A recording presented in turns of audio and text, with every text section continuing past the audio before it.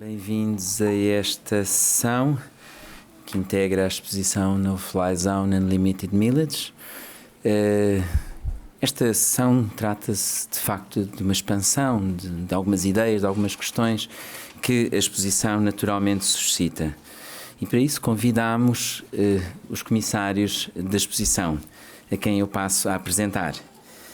Até aqui à minha esquerda, a Susana Souza, nasceu em Luanda, em 1981, é formada em Estudos Artísticos, variante de Arte e Culturas Comparadas pela Faculdade de Letras da Universidade de Lisboa e frequenta o mestrado em Post-Colonial Cultures and Global Policy no Goldsmith College da Universidade de Londres. Trabalha desde 2013 em produção e gestão cultural em Angola, é uma das comissárias da terceira Trienal de Luanda, que decorrerá em 2013. A seguir, Simone Jami, nasceu em Lausanne em 1962, é curador, conferencista, professor universitário e crítico de arte. É cofundador e editor-chefe da Revue Noire, jornal de arte africana e extra-ocidental.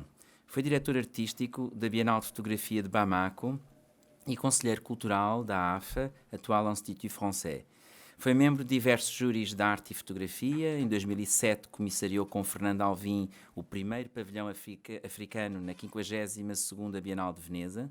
Foi ainda comissário de diversas exposições de arte contemporânea e fotografia, incluindo o África Remix, realizado no Centre Georges Pompidou, e a primeira Feira de Arte Africana, que decorreu em 2008 em Johannesburg, e continua com muitos projetos.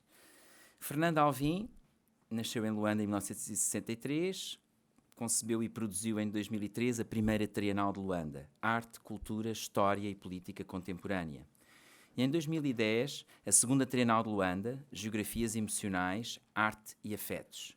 Em 2007, comissariou com Simone Jami o primeiro pavilhão africano da 52ª Bienal de Veneza, com a exposição Checklist Luanda Pop.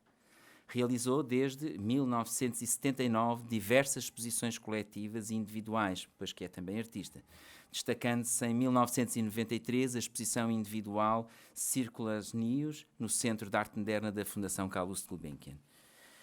Então eu passo a palavra à Susana Souza, que vai fazer a sua conferência. Boa tarde. Eu vou começar por fazer uma pequena apresentação da exposição que espero que tenham visto e vou passar a palavra ao Simone Jami e ao Fernando Alvim, que darão sequência depois aos seus temas. A exposição No Fly Zone Unlimited Millage nasce de um questionamento sobre a memória, sobre a vontade de interromper silêncios pessoais e coletivos sobre a história e o passado. A memória é aqui entendida como um espaço individual e subjetivo, um espaço de arquivo. Eu creio que notaram em algumas obras, nomeadamente de Yonamin, Paulo Capella e Quiluans que ainda, apesar de utilizarem momentos específicos da história de Angola, filtram esses acontecimentos por um espaço íntimo, um espaço de reflexão pessoal, onde a realidade é simultaneamente informada por esta narrativa história dos acontecimentos e pela construção individual de cada um desses mesmos acontecimentos.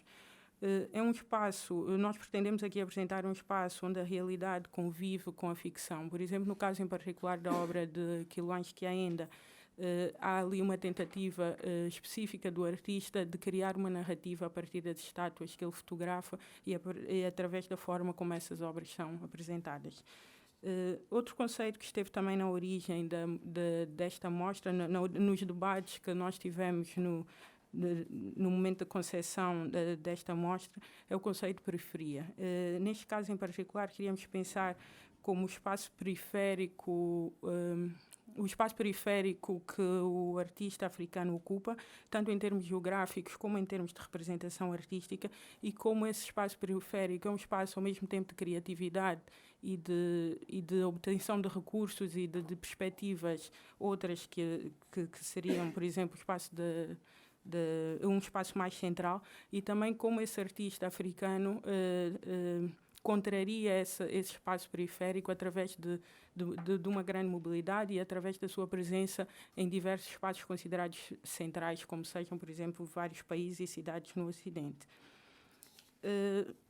para além no seguimento deste tipo de questões que nós estivemos a abordar, houve um trabalho de proximidade com os artistas. Nós não comissariamos nenhuma obra nova para esta exposição. Trabalhamos com obras que já tinham sido produzidas pelos artistas.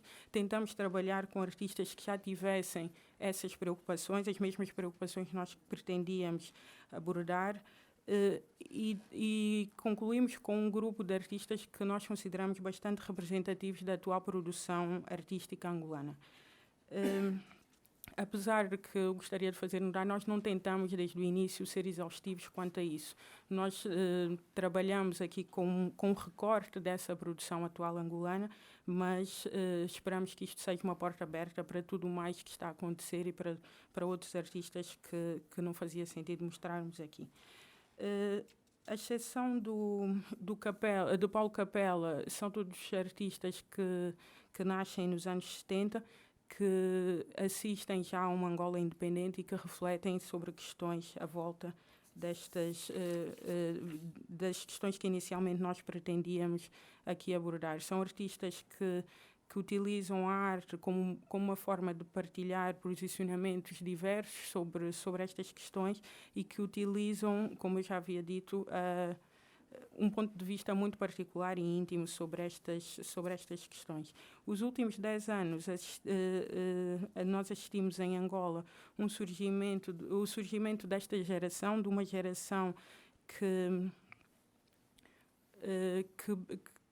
como eu dizia, assiste já a Angola independente, mas que tenta refletir a partir desse ponto de vista de alguém que viveu por um período um período de partido único, socialista, mas que assistiu a questões como a Guerra Fria, assistiu à mudança de Angola para um sistema multipartidário e nós tivemos atenção a essas questões. Eu gostaria de abordar também a parte técnica dos artistas. Nós trabalhamos aqui essencialmente com fotografia, vídeo, instalação. As técnicas são também muito representativas dos materiais com que esta geração está a trabalhar e eu creio que isto é uma tentativa de absorver, através da técnica e da estética que é explorada por eles, a velocidade também de uma série de acontecimentos que nós vimos ter lugar em Angola. Falando em particular dos artistas que estão aqui expostos, o Paulo Capela, eu dizia há pouco, é o único artista que não nasce nos anos 70. Paulo Capela desenvolve uma simbologia pessoal e utiliza desde imagens, quer fotografias, quer desenhos de algumas personalidades conhecidas da história angolana, fotografias e imagens também de pessoas da sua intimidade, amigos, colegas artistas. Recorre de uma forma regular no seu trabalho à reciclagem e à apropriação de materiais, mesmo os materiais sobre os quais ele desenha, muitas vezes são materiais dos quais ele se apropria de outros artistas, e ele faz uma espécie de exorcismo da história recente angolana. É também de notar que o Paulo Capela foi extremamente influente nesta geração de artistas, tanto em termos estéticos como em termos temáticos. Podemos observar isso em algumas das obras que estão expostas e também na forma como o pensamento à volta dessas obras é disposto pelos próprios artistas. O Pinel de Ircam tem uma instalação que se chama 13 Horas, utiliza as galinhas e organiza-as em 3 momentos diferentes, quase que numa crítica, numa metáfora ao poder e a forma como o poder age nas sociedades de uma forma geral.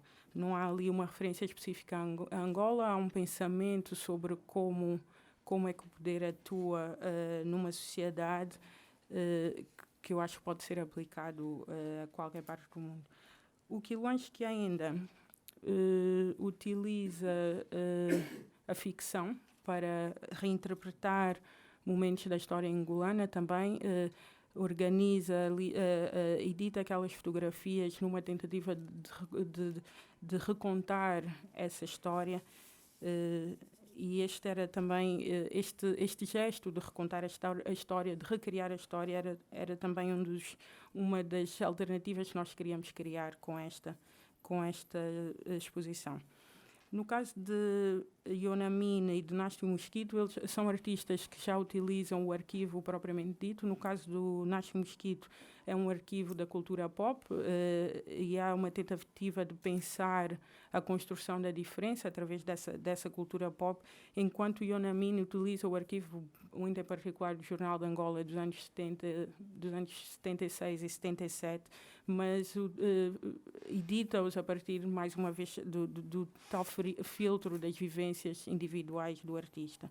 No caso de Edson Chagas, que é o único o artista que me falta aqui falar, o Edson Chagas anda à volta de temas como capitalismo, a cultura, o consumismo e e depois apresenta-nos aquelas obras que parecem quase descontextualizadas, porque ele retira da simbologia típica destes temas e apresenta-os de uma forma que nos permite depois viajar sobre as possibilidades que essa obra nos oferece. O gesto performativo, por exemplo, do esconder o rosto dos sujeitos que são fotografados, ou o gesto de apresentar uma máscara antropológica fora do seu habitual contexto. Obrigada. So, future Dr. Suzanne set up a platform that is giving you the background of the show, and there are two themes that she's been raising that I would like to come back to and to deconstruct or reconstruct. One is the concept of memory, and the other one is the concept of periphery. To talk about the periphery, I will take an example. Anytime I come to Portugal, I'm always amazed. I'm amazed because there was an emperor once who was crazy about maps and about boats, and if I like it that way.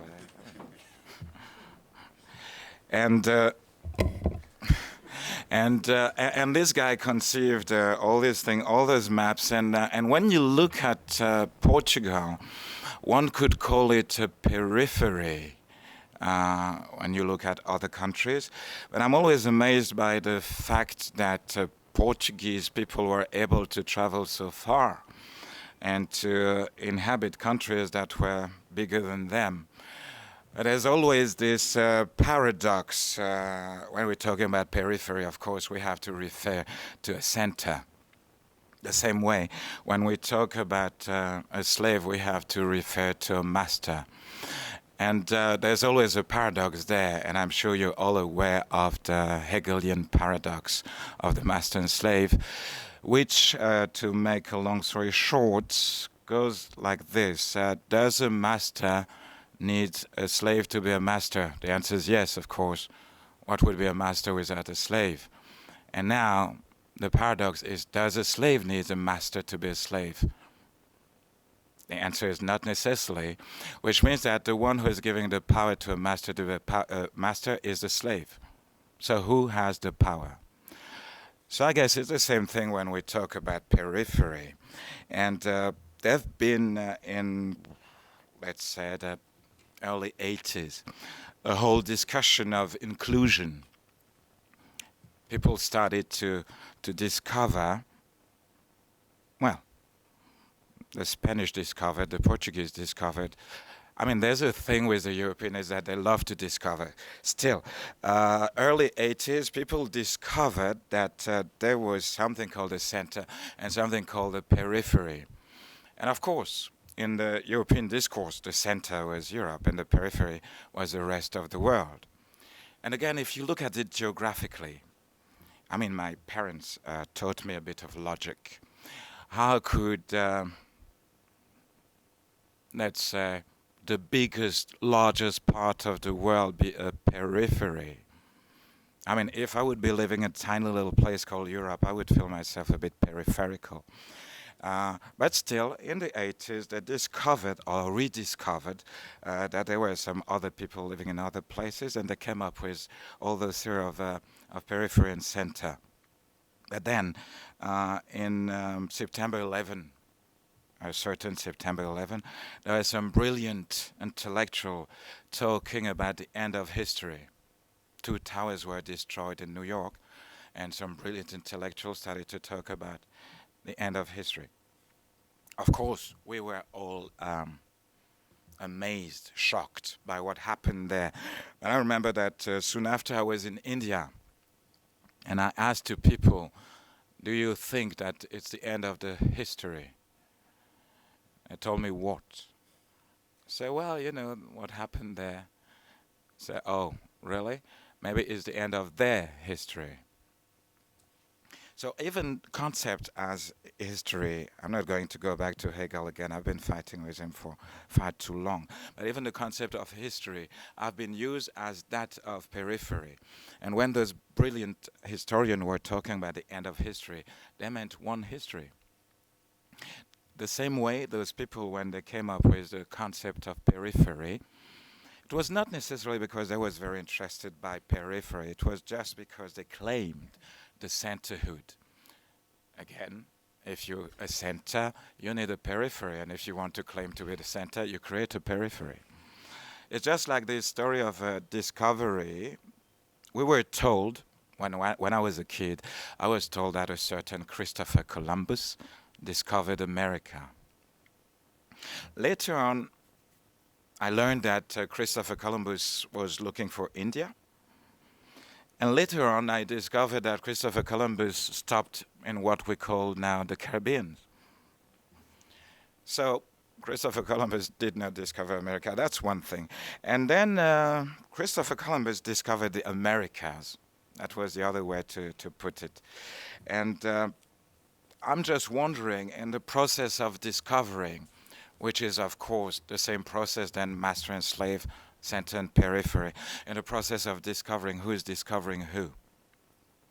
You were not born, but I was there when Christopher Columbus set a foot in the Caribbean, and I was on the other side.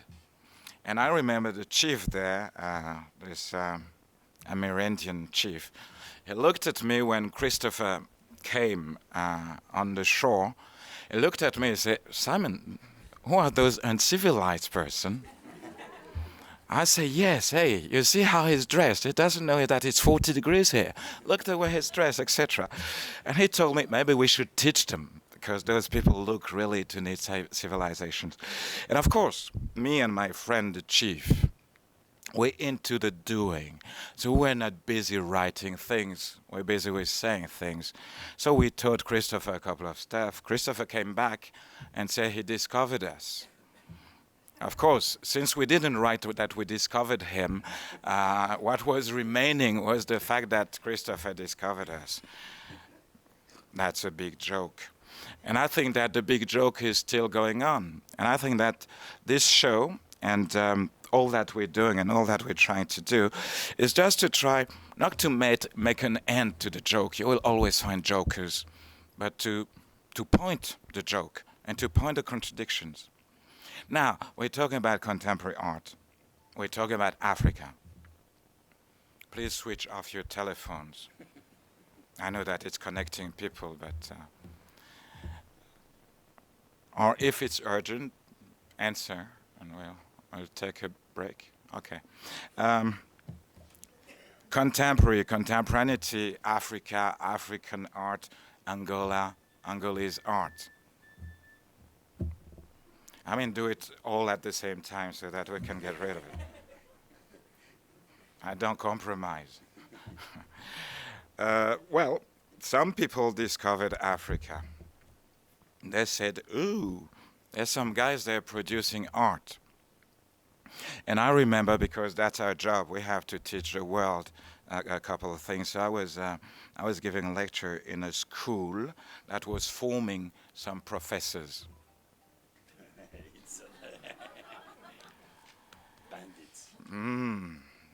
She's an Angolese terrorist. And that's your telephone. You can manage his telephone. So I gave a presentation of what we will call, just for facility, of contemporary art to people who were supposed to become professors in France. And then came the Q&A. And there's this guy who raised his hand and told me, well, Mr. Njami, we respect you very much. And I know that when it starts like this, we're going to be in trouble. We respect you very much, but what we've seen is not African. And the guy was from Brittany, right? And I think his biggest trip was to come to Paris. And this guy is telling me what I'm showing is not African. Now, of course, I always want to learn, so I ask him, could you tell me what is Africa? Because obviously, I'm not qualified. And he said, well, you know, it's vibrant, it's colorful, it's pure, it's powerful. I say, hey, and they know how to jump and they know how to dance. He didn't like it.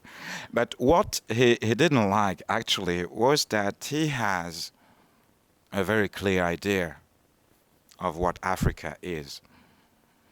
I've been in search of Africa for all my life. The more I know, the less I know. But this guy had a clear idea of what Africa was.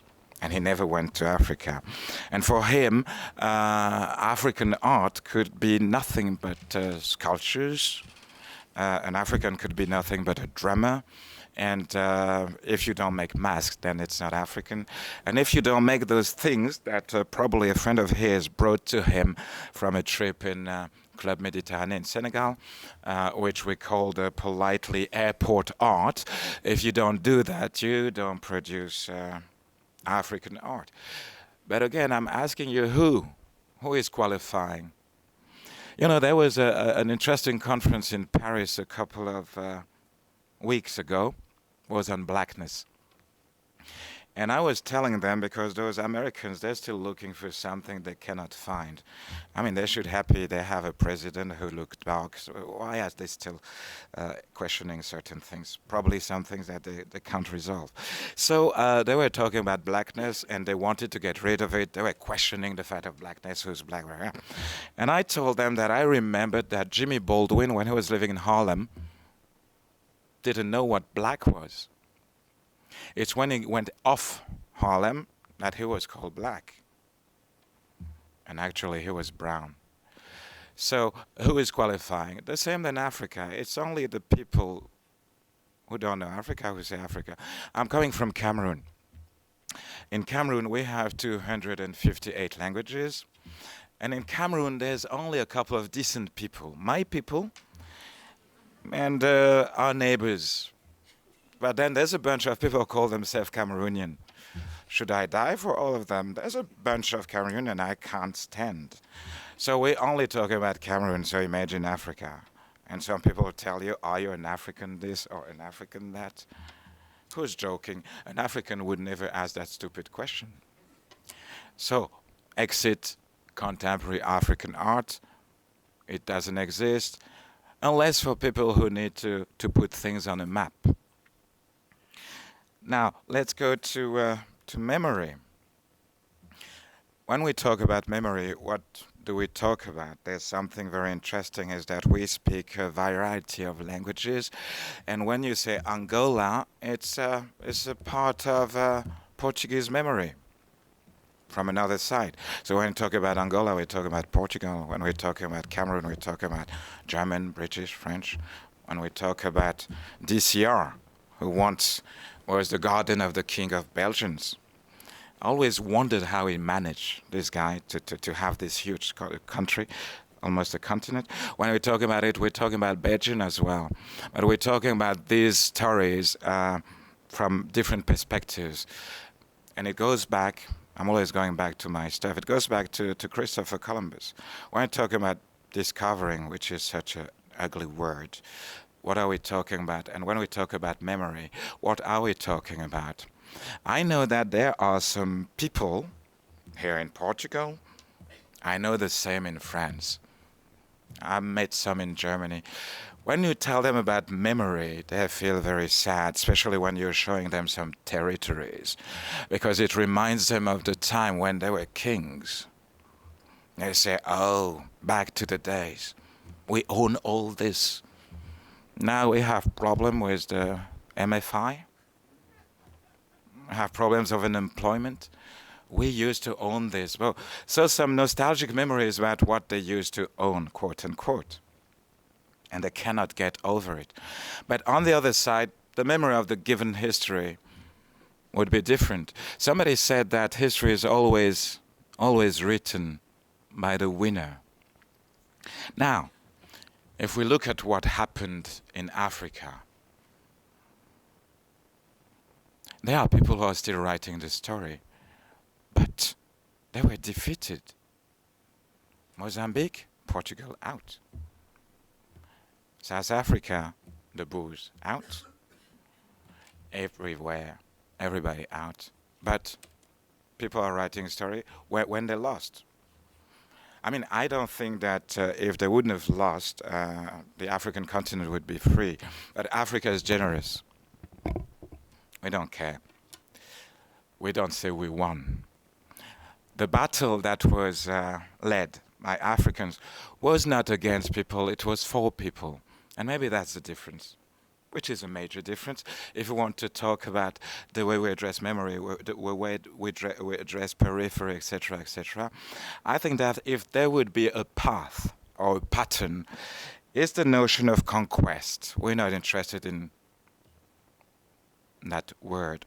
If we're interested in conquest, it's a conquest of ourselves. It's the right to define ourselves. And if I want to be defined as a Swiss contemporary female dancer, it's my freedom.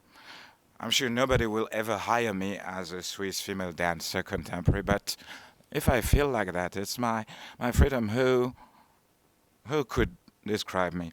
And now, this Angolese thing, I know those Angolese are really giving us a hard time, don't they? This bunch of terrorists, etc., etc. They fought again, and they fought again. So it's like the Nigerians, you know, people have some preconceptions. I'm in Kenya one day, and I have a pride. When I travel to Africa, I travel with an African passport. So I'm in Kenya, and I was told, you come and you'll have your visa on site. So I'm lining up. The German visa, the French visa, the Brit visa, the Belgian visa. I arrive, no visa. I say, oh, what's the problem? And they told me, well, there's a Cameroonian who came 6 months ago here, and ever since we have a problem with Cameroonians. So it's about the same way people have problem with people. A friend of mine whose name I'm not going to mention could not open a bank account because he was coming from Angola.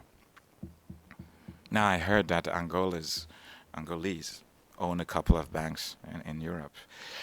So when we're talking about memory, when we're talking about periphery, we should be very careful of what we're talking about, and we should always consider ourselves. This is what we've been doing. We're very trained. We've been always considering ourselves not as a periphery, but as outsiders. Not busy to conquer the world, but busy to try to build a house of our own. And maybe that house will become a model, like the Bauhaus and all those stuff. But our problem is not to become a model. Our problem is just to try to tell a story of our own. And when we're talking about Angola, it's very interesting to listen to an Angolese talking about it and to listen to what people say about it. The same with Africa, the same with any part. So, in this show, you have Angolese talking about Angola. And of course, some of you might have been surprised. Some of you might have been surprised that an Angolese kid decided to create a program that is called Orgasm to bring some mellowness to Europe, because he came to Europe and said, well, those guys, they're very sad. Maybe we should do something for them. It's not only them who should pretend to do something from us. It reminds me of this guy who was the president of Gabon. And there was a problem in this very democratic country that we call the United States of America. There was George Bush and Al Gore, and they had a problem. And Mr. Bongo, who is a great example of democracy, said, maybe we should create a committee, an African committee, to help them sort out their problem. We would survey them as they do for us.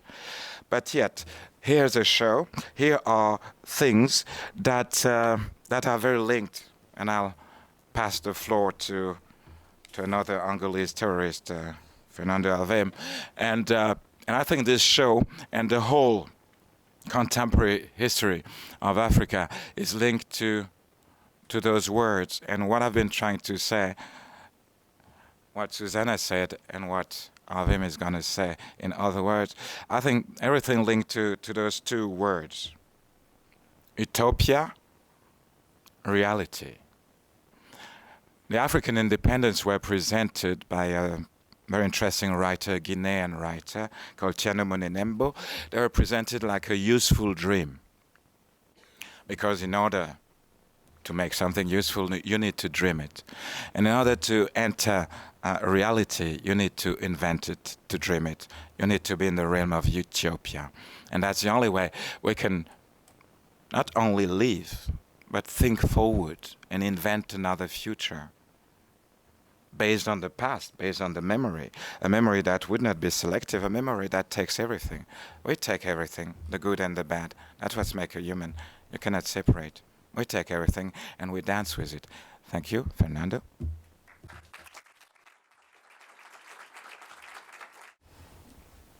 Boa tarde.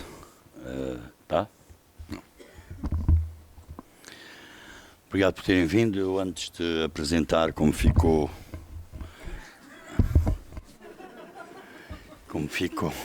combinado, este projeto que acontece aqui é como fizemos na primeira e segunda Trienal de Luanda, na primeira em Frankfurt e a segunda e Frankfurt e Espanha, e a segunda em Bordeaux. Nós tencionamos sempre, quando estamos a preparar a Trienal de Luanda e quando há projetos a convite do Pedro Lapa e do Museu Berardo, para produzirmos um projeto no âmbito da programação que o Pedro definiu. Então, aproveitamos este facto para, a partir daqui, desenvolver a Trienal de Luanda. Antes de vos apresentar a Trienal de Luanda, eu gostava de deixar aqui algumas referências e algumas anotações. Tem sido muito difícil, e provavelmente o Simão, um dos responsáveis, porque ele diz sempre um terrorista angolano, e provavelmente por essa razão, um angolano não terrorista, não sei bem se é angolano, mas é um angolano não terrorista, fez uma viagem ao Brasil, a um lugar que nós estávamos a desenvolver um projeto com a Câmara Municipal de Salvador, e que foi levar umas mensagens. Entretanto passou por São Paulo e deixou algumas, um texto na revista Bravo. Depois encontrava os meus amigos e a única preocupação é isso: o Alvim é que fez isso, o Alvim é que fez isso. Obviamente que nós sabemos que ultimamente a CIA tem desenvolvido no meio cultural, o Goethe Institute em Angola, uns sistemas muito estranhos, muito parecidos com aquilo que o nazismo fez, numa época que me parece não foi muito brilhante.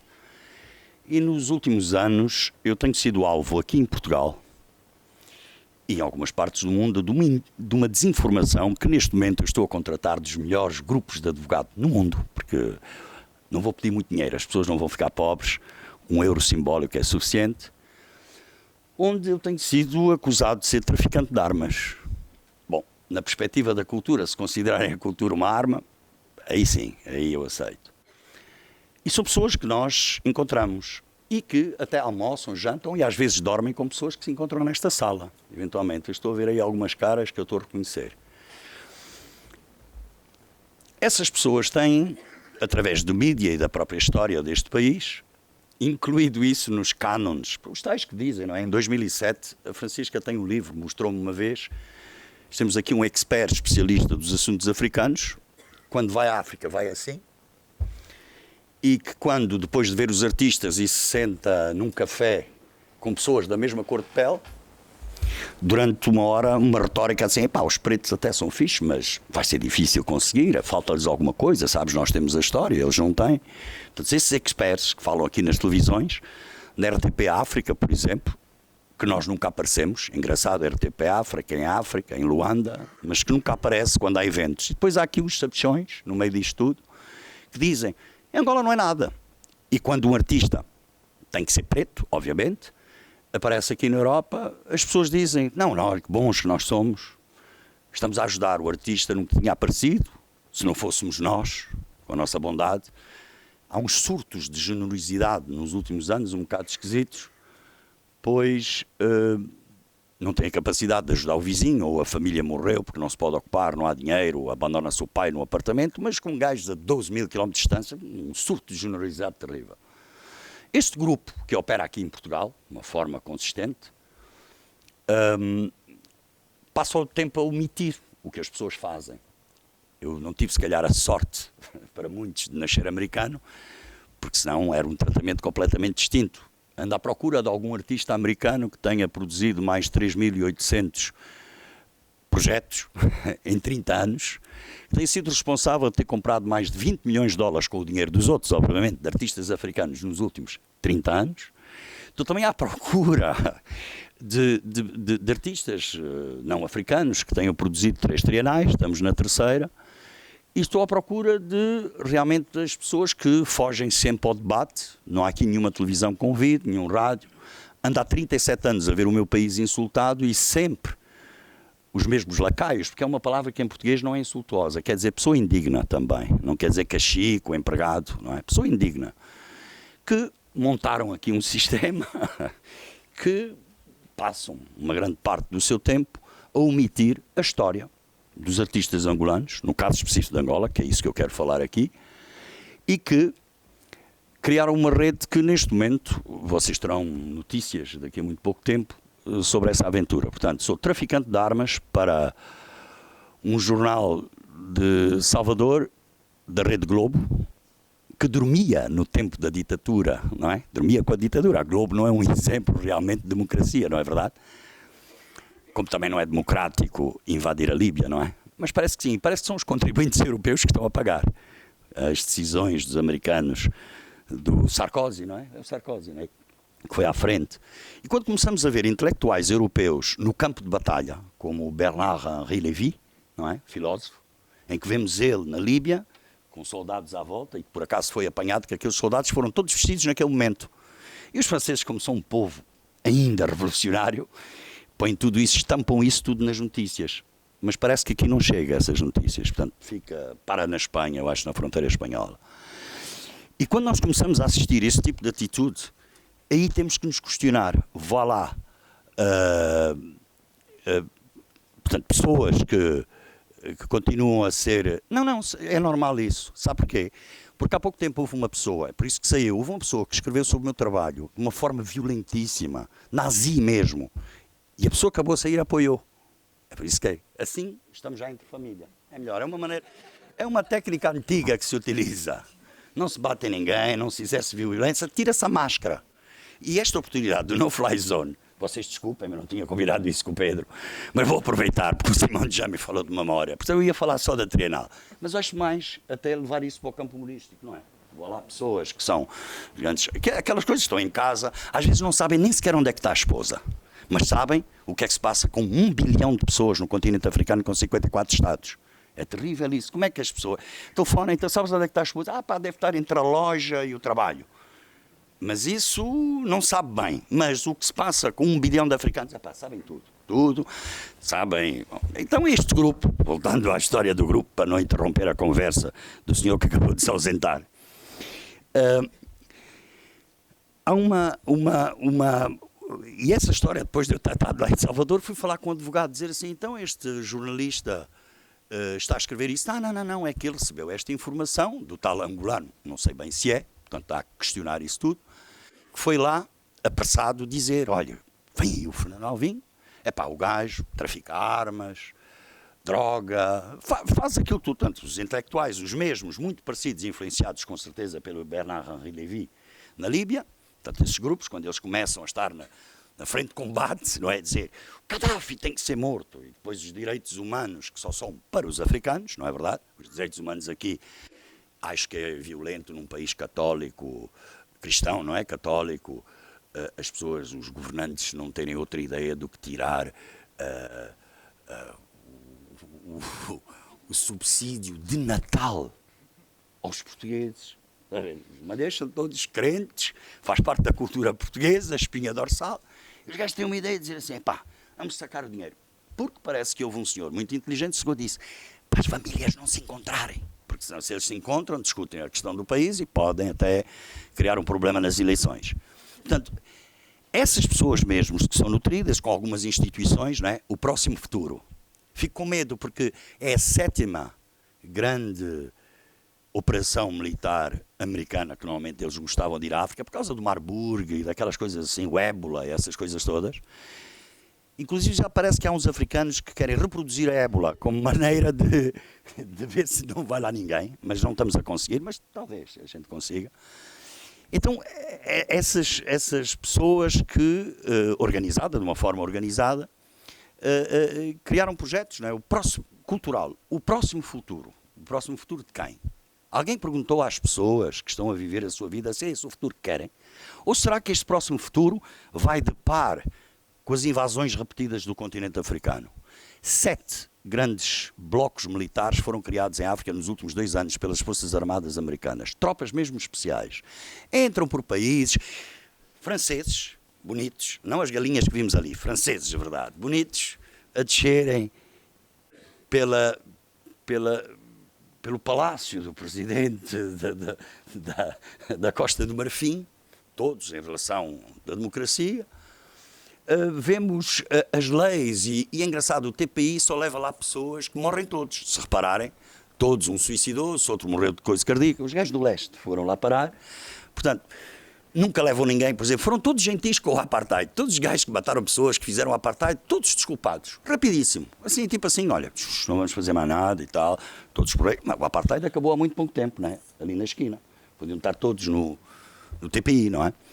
Então, para voltar à história do Carcamano lá em Salvador, foi explicado. Acontece que eu depois queria mover uma ação, falei com um advogado, e o advogado disse assim, não, aqui no Brasil pode-se, eu vou tirar a ficha para ver se essa pessoa que escreveu isso, o tal brasileiro encomendado pelo angolano, que viaja muito, chegou lá e disseram, olha, não, eu estive a ver a ficha, ele está neste momento com um processo com a irmã dele, que era a diretora do museu, que nos convidou para fazer esse projeto. O tal que foi dito das armas. E depois foram a ver que ele, frequenta um psiquiatra, está agarrado às drogas duras. Então ele é que era o decidor de o que a África é. Normalmente nós sabemos que as polícias secretas operam na parte mais frágil da sociedade. É muito fácil dar 1000 euros a um gajo que está agarrado. E ele pode debitar o que quiser, até coisas que não sabe.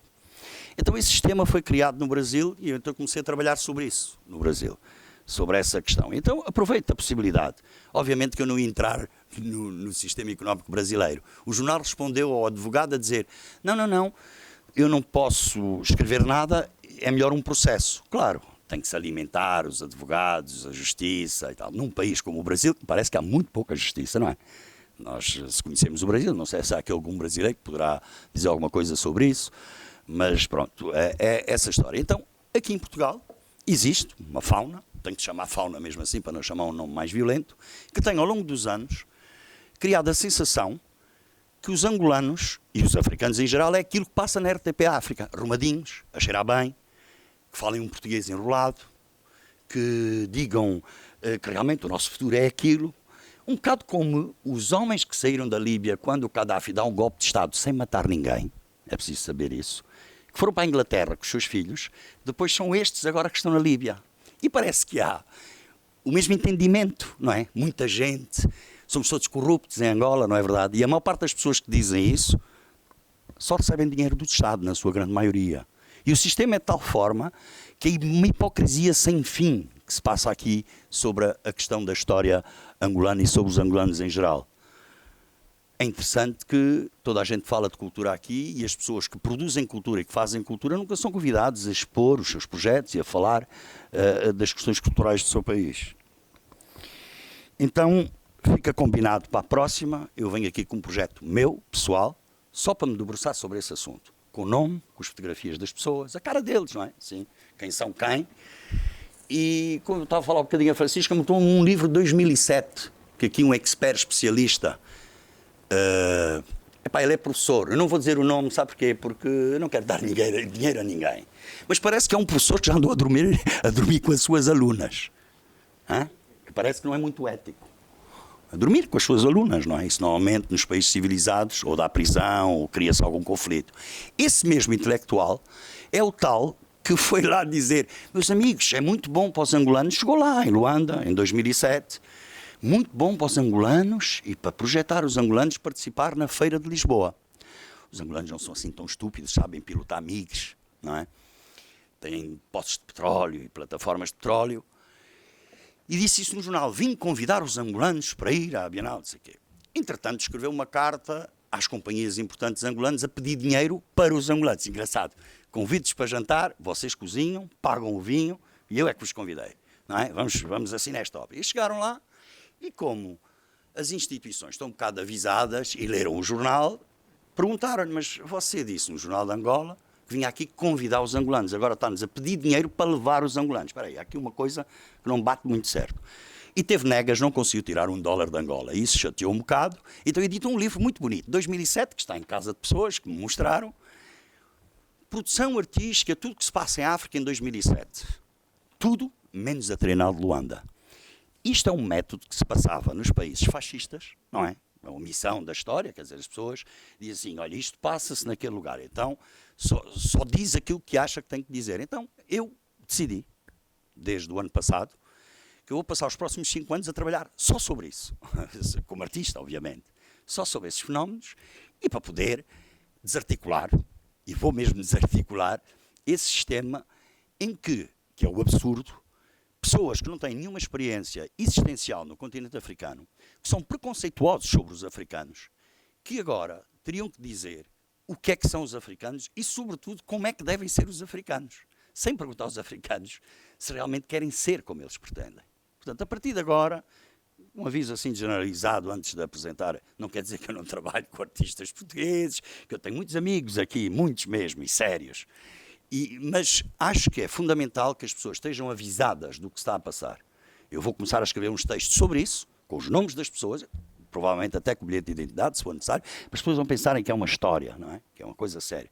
O Simão tem mais jeito do que eu com as histórias, eu gosto mais da realidade, com as coisas no lugar. Então vamos passar àquilo, e agradeço a vossa atenção, que será a próxima Trienal de Luanda, ou seja, claro que haverá coisas que se vão alterar, ainda não está tudo definido, mas justamente no âmbito daquilo que temos trabalhado desde praticamente 20 anos com o Simão, achamos importante, depois da primeira Trienal, que foi dedicada à disseminação, as pessoas que não saibam, tivemos 30 anos em guerra, e num pós-guerra penso que é necessário e urgente, e foi por isso que eu fui convidado pelo André Mingas, arquiteto André Mingas, vice-ministro da Cultura, para conceber uma Trienal de Luanda, não uma Trienal em Luanda, que é uma diferença, em que a Trienal se nutrisse da sua própria história e daquilo que tínhamos. Portanto, para não fazer uma Trienal com coisas que, imaginemos, com coisas que não sabemos pilotar, era preferível fazer uma Trienal que emergisse daquilo que tínhamos. Obviamente, na altura, este artista não tem qualidade, mas entrou toda a gente, quase. Quem quis entrar, entrou. Portanto, não havia hierarquia, ou se houvesse, era pela questão da responsabilidade, por ela ser horizontal, portanto, muito influenciada na estrutura, do ponto de vista cultural, da família Banto, ou seja, ainda não estamos a pôr os nossos pais e avós nos tais beirais, por questões a avó na cultura Banto, serve nem que não seja para sentir quando o feijão está a queimar, ou quando a criança desce as escadas e pode cair. Portanto, não há uma desintegração do ponto de vista familiar ainda. Pode ser que haja. Afinal de contas, este mundo tão globalizado pode ser que destrua isso. Então pegamos nessas ideias e dissemos que para a segunda Trienal seria uma sobre os mecanismos. Em 3 meses produzimos 245 eventos na Trienal. Na primeira restauramos 7 espaços. Normalmente as bienais e as trienais não restauram espaços, mas como no nosso caso específico não havia espaço na cidade de Luanda, os lugares estavam abandonados, o que é que nós fazíamos? Com a arquiteta Marita Silva, com fotógrafos amigos, o Medilo Mutima, com a Teresa Costa, íamos aos espaços, fotografávamos aquilo tudo partido, íamos aos proprietários e íamos assim, trabalhávamos com a Marita, obviamente, com a arquiteta, limpávamos aquilo tudo, fazíamos uma montagem e dizíamos assim, olha, isto está assim e vai ficar assim. Dá-nos durante 2 anos e nós vamos desenvolver isso. Foi assim que conseguimos os 7 espaços para a Trienal de Luanda. Na segunda Trienal, também engraçado, eu vim agora na TAG a ler a revista Austral, que tem, uma revista angolana que tem mais gente de fora de Angola a escrever do que pessoas de Angola. E sorri porque estava a ver uma coisa sobre o cinema nacional, não sei se vocês conhecem o Teatro Nacional, em que nós, para entrarmos no Teatro Nacional, que já passou por várias, onde opera a Chá de Cachimbo, uma organização que devem conhecer, e que, ao longo do tempo, tinha sido durante uns anos entregue aos franceses, acontece essas coisas, e restauramos o Chá de Cachimbo. Aquilo estava pintado de amarelo e verde, para um teatro não compensa, né? Acende-se uma luz no palco, vê-se tudo, não é? As cores, as cadeiras, tudo. Gastamos $200 mil, 160 mil euros. E nessa revista, pessoas que escrevem, não menciona nada. No Elinga, a mesma coisa. Restaurei o Elinga 2 vezes. Fiz um primeiro projeto em 1992 e é interessante se ver que, ligado ao fulano que diz que eu sou traficante de armas, mais os daqui que dizem que não existe nada em Luanda, e mais esses sinais, começa a ser preocupante. Eu normalmente não reajo a isso, não tenho tempo. Nós cada vez mais temos cada vez menos tempo disponível para tratar de pessoas violentas, arrogantes e que não gostam de nós. Porque o tempo não me é suficiente para me ocupar das pessoas de quem eu gosto realmente e que gostam de mim. Portanto, não vou meter nisso. Eu meto nisso neste momento para poder desenvolver o projeto da Trienal de Luanda.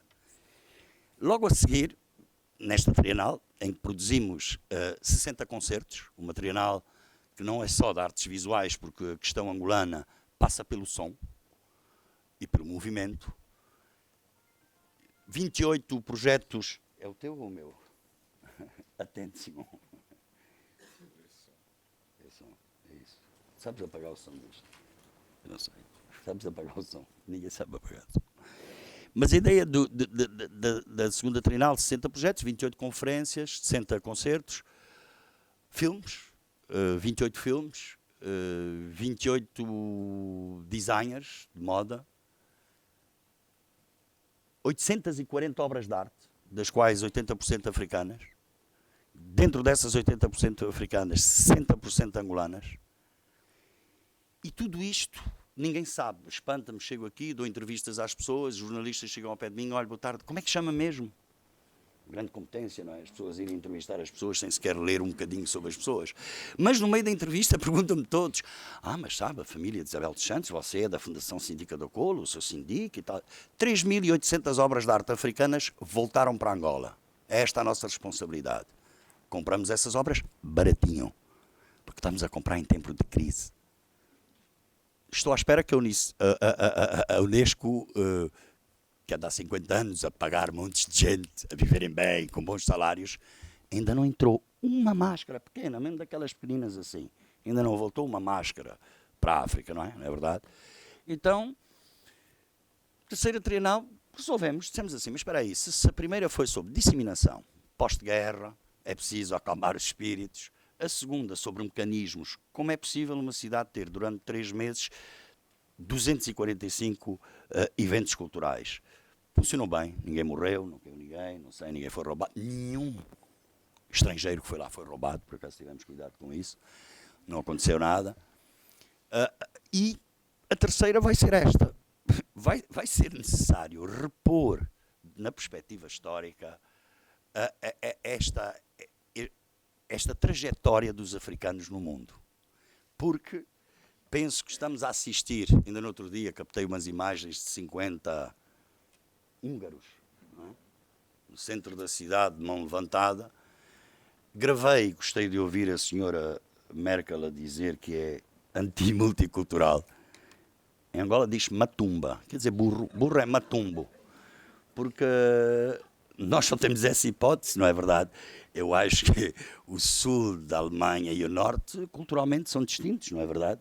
Portanto, a multiculturalidade, o que ela queria dizer assim, não quero pretos nem árabes, mas ela não podia dizer isso, não é? Ficava mal visto. O Sarkozy diz que não temos história e que põe saltos altos, porque tem uma mulher mais alta do que ele, n'est-ce pas? E o Berlusconi, somos a raça superior. Está bem, pronto, já sabíamos, não era preciso voltar a dizer. Então, são esses elementos, e com esta febre que sobe, que parece quase um ato político, essa terceira Trienal. Porquê? Porque temos todos, mas todos mesmo, família de qualquer outro lugar que não seja o nosso onde nascemos, não é verdade? Temos quase todos, não é? Então parece que querem acabar com os países, como eles dizem hoje, multiculturais, porque acham que a multiculturalidade é verdade. Também se descangalhar as pessoas de olhos azuis, bonitas, todas arranjadas, e depois aparece um mulato. Porra, isto também assim não dá. Assim, dessa maneira, nem pedir autorização. Mas o que eles não sabem é que o primeiro nau que chegou ali na zona Achiluanda, estão aqui pessoas achiluandas que sabem disso, não é? Que são até da ilha e podem provar. 5 anos numa nau, eles chegam lá. As moças são bonitas lá, são mesmo. E parece, segundo consta a história, que estavam a comer um peixe assado. Os achiluandas, o soba, havia uns batuques, que é muito parecido com os raves 2. E o beat parece que é o mesmo. O eletrónico parece que foi a partir daí. O outro gajo cheio de medalhas e uma farda branca chega e cumprimenta o chefe, que eles perceberam que era o chefe, tinham os colares e quê. Dançaram, beberam marufo, não se pode dizer publicamente, mas fumaram uma diamba. E entregaram 3 meninas para dormir. Ele acorda saciado de manhã, diz assim, porra, isto não é bem assim. Saem, parece que ficaram. E como não havia nem preservativos e o Papa ainda não tinha proibido de os utilizar, e a pílula também ainda não tinha chegado, parece que os primeiros mulatos foi logo ali, 9 meses depois. Dizem mesmo o Diogo Cão, o Camões Band Júnior, que é o Camões, o original que vocês conhecem, porque há aí uns equívocos. Não é os Lusíadas, ele escreveu um livro que é A Luz e os Dias. Nós temos problemas de eletricidade em Angola, como toda a gente sabe, é sponsorizado pela EDEL. E o Fernando Pessoa é mesmo filho do Camões. Tem uma rua na Vila Alice, que é que conhece a Vila Alice, se chama Rua Fernando Pessoa, por essa razão. Ele não foi para a África do Sul depois. Ele nasce Nandito Band Júnior, uma família zairense. E vai-se aclareando e depois, aos 6 anos, mandam para a África do Sul, como havia um sistema que não aceitava nomes africanos, né? Ele chama-se Nandito Band Júnior, Banto quer dizer pessoa ou humano, então ficou Fernando Pessoa. Está vivo e todas essas famílias vivem, neste momento, entre Bentiaba e a cidade de Luanda. Mas na próxima oportunidade que eu vier cá, já combinei, eu vou trazer essa história, porque é uma história muito séria. Portanto, a história da gravidez e dessas coisas, não querem mais países multiculturais. Isso estraga as coisas, porquê? Porque às vezes nas reuniões há um gajo que não se vê que é mestiço. Pronto, tem o olho verde e tal. Só se vê se olharmos bem aqui para esta parte. Aqui é um bocadinho mais escuro. Não é? E às vezes no lábio vê-se que o cara é mestiço, que ali já teve preto. Mas pronto, não se pode dizer. Então, quando nas reuniões oficiais das OTANs e Companhia Limitada, eles dizem, o nosso plano é este. Depois parece que o mestiço foi trair, avisou. Então os gajos não querem multiculturais para não haver esta situação, tem que discutir assuntos de uns contra outros e que as pessoas possam dar essa novidade. Então vamos aterrar para a história. O Mário Silva está aí e vamos dizer que este projeto se vai dividir em 3 partes, artes visuais, artes cênicas e um fórum. O fórum será coordenado pela Susana Souza.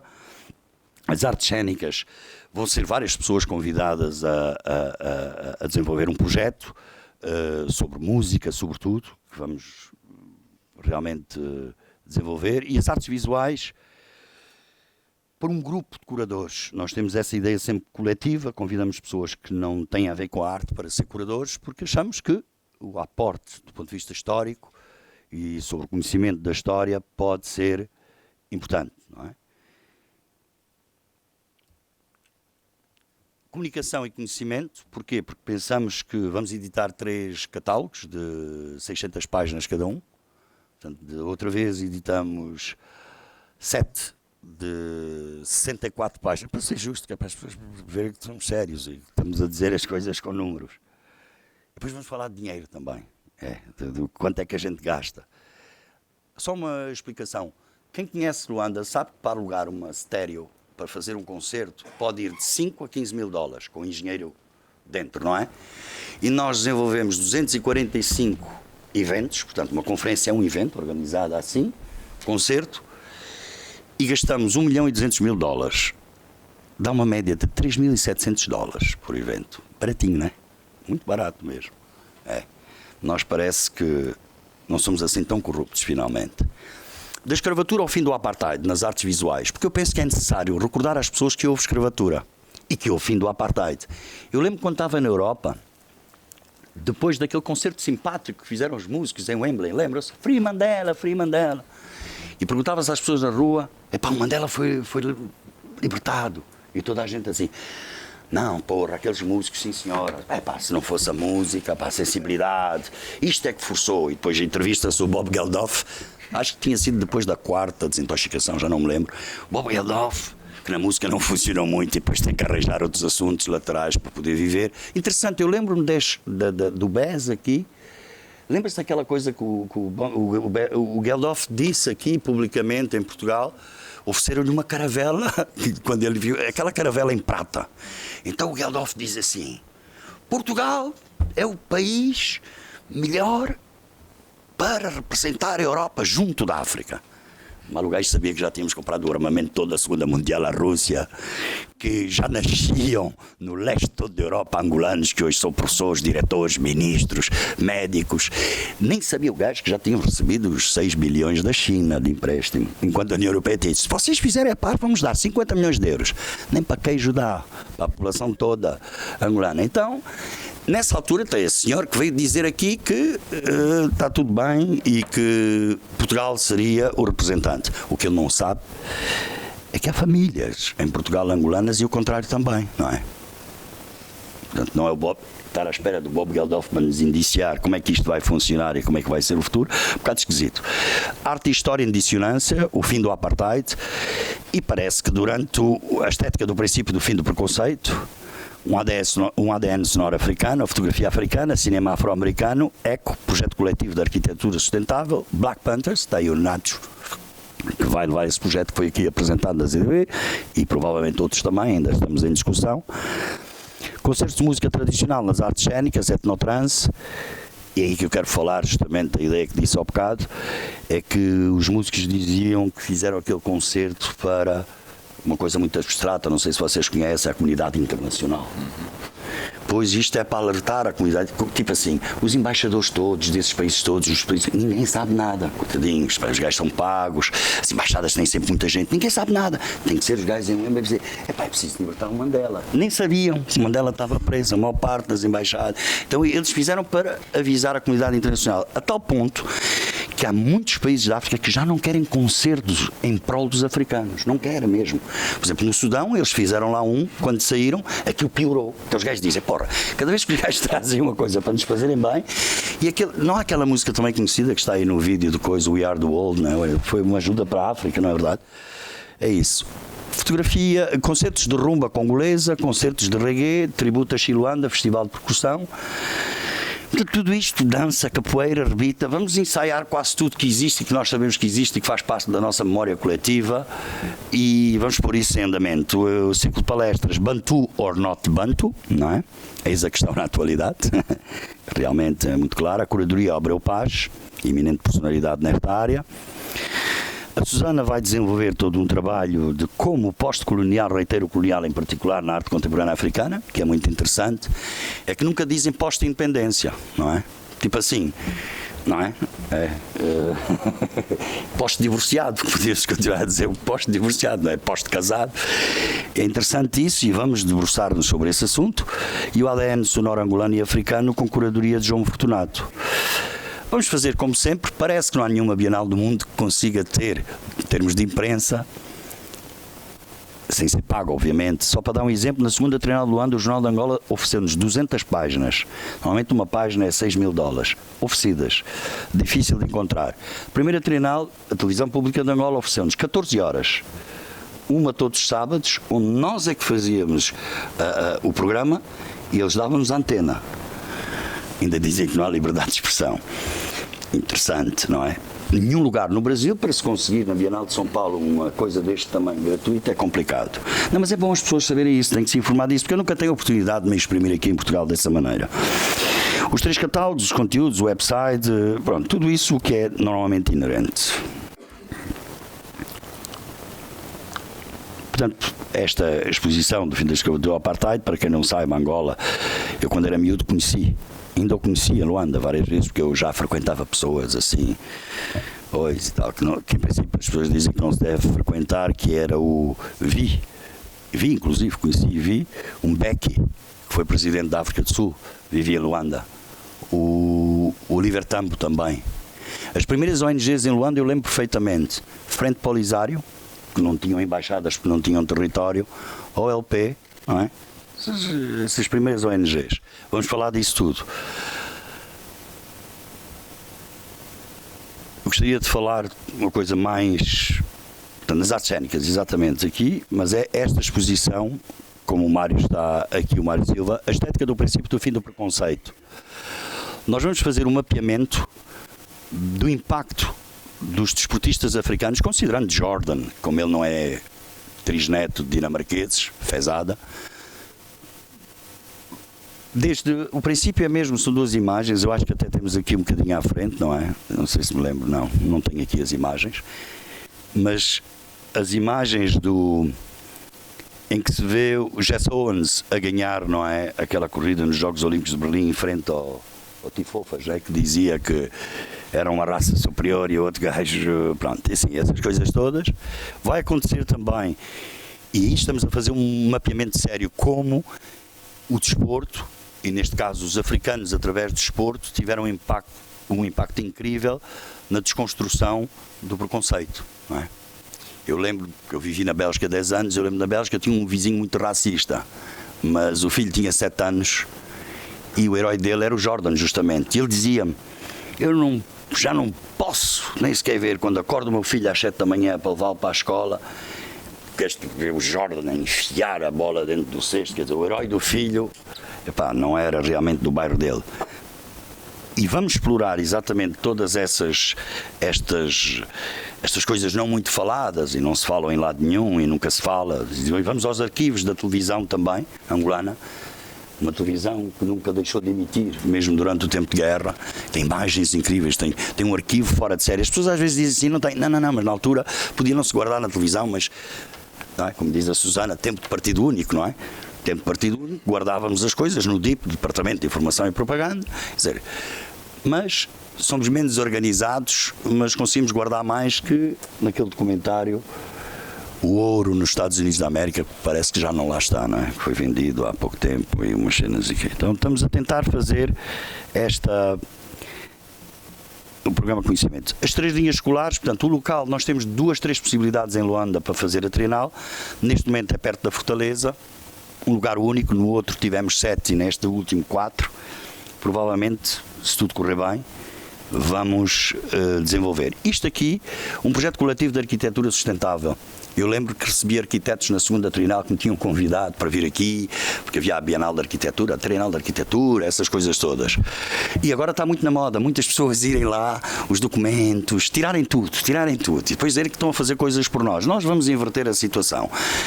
Com uma empresa e com um banco vamos desenhar uma casa com 60 arquitetos, estudantes em arquitetura. Algumas pessoas estão na sala, o Vidal e a Rita GT, que vamos trabalhar com eles também por isso, porque eles trabalham lá na universidade, dão aulas na universidade, 60 alunos que vão estar envolvidos, eles ainda nem sabem, estamos a dizer isto agora, mas é porque eles estão aí. Vamos envolver os 60, a Marita é que lidera esse projeto, também está aqui uma espanhola, a Cris, que faz parte desse projeto, que é para desenvolver com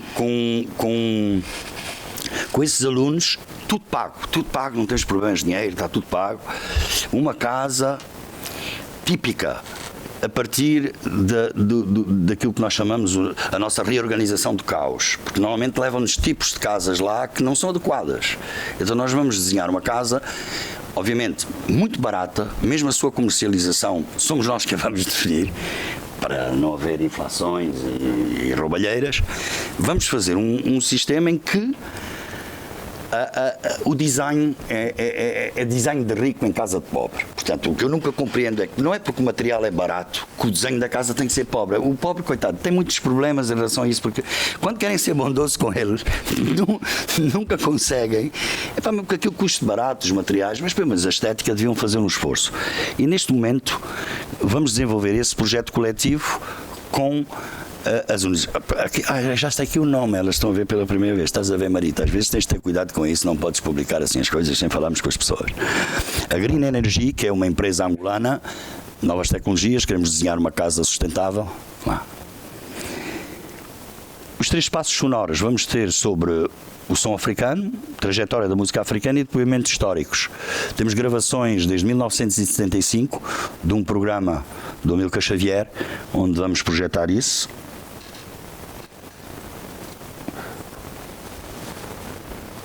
E, só para perceberem, é só em novembro e dezembro, até mesmo para contrariar o preconceito que estamos sempre atrasados, essas coisas todas.